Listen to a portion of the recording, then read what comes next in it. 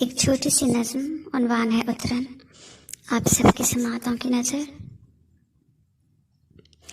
کبھی کہیں پر سنا ہے تم نے، کبھی کہیں پر سنا ہے تم نے کہ کوئی اپنے پرانے کپڑے کہیں غریبوں میں بانٹ دے، اور پھر کبھی ان سے جا کے پوچھے کہ کس نے پہنا وہ سرخ جوڑا، وہ سبز چادر کس سے ملی تھی۔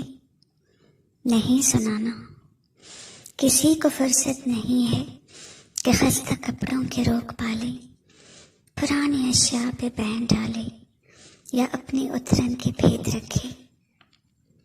کبھی کہیں پر سنا ہے تم نے کہ کوئی تھک کر کسی پیارے کو دور جنگل میں چھوڑ آئے تو مڑ کے دیکھے، یہ چند سالوں کے بعد واپس وہیں پہ لوٹے، وہ جس کو چھوڑا تھا لینے آئے۔ نہیں سنانا، کسی کو حاجت نہیں ہے جانا کہ رفتگاں کا عذاب جھیلے، پرانی بازی کو پھر سے کھیلے، کسی کے ہونے کو اپنے جینے کی شرط کر لے۔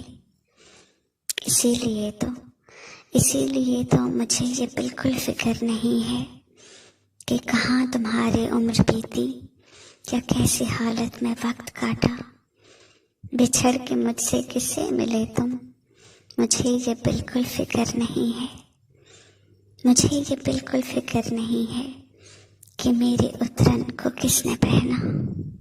شکریہ۔